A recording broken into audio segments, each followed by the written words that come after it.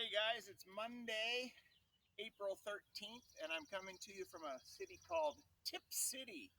And Tip City is actually short for a place called Tippecanoe. Now, you guys learned about the Battle of Tippecanoe when we were talking about a famous Indian chief from Ohio. So, if you can tell me who that Indian chief and maybe even his brother's name, you can earn some extra gobstoppers. But what I'm doing here in Tip City is we're at the Miami and Erie Canal lock number 15, and I'm going to take you and show you a lock in just a minute and a canal boat.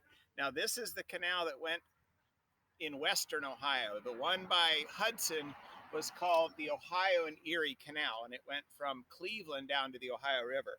This one went up from about Toledo down to the Ohio River close to Cincinnati. And then there were a bunch of little canals that connected those two main ones. So I'm on the opposite side of the state from Hudson.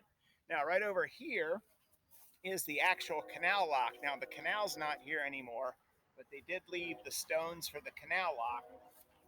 So fiance Amy is going to walk around and point it down into the lock here.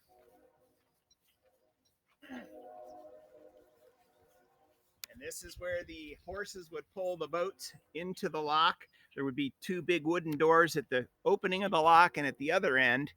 And they would pull the boat into the lock, and then they would fill the lock to raise the boat up or let the water come out the other end to lower the boat, depending on which direction you were going. Now, the coolest thing I want to show you is right over here. Come on along, kids. This is an actual canal boat that they have put in the park here, and you can kind of go in the canal boat and look at it. Now, you can probably guess that this was a passenger packet instead of a cargo packet. This is one kind of like a bus that people would take across the state to get from one end of the state to the other. It'd be like taking a train or an airplane nowadays. And you can see the big wooden fenders on the side.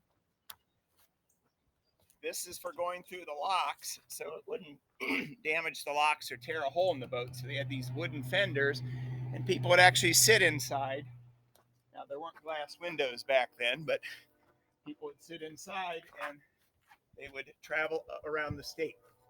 All right, now, today's assignment, real quickly, you guys are going to be doing a friendly letter. Now, you guys have written all kinds of letters for your 40 book challenge, but what you're going to focus on today is doing an envelope, and you need to know what each part of the envelope has on it.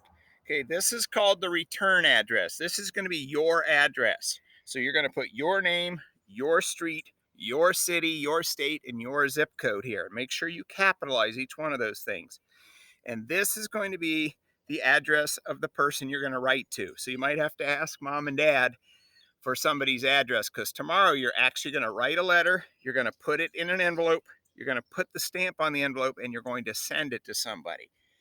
Now, there's so many people right now that are at their houses and can't leave, especially older people.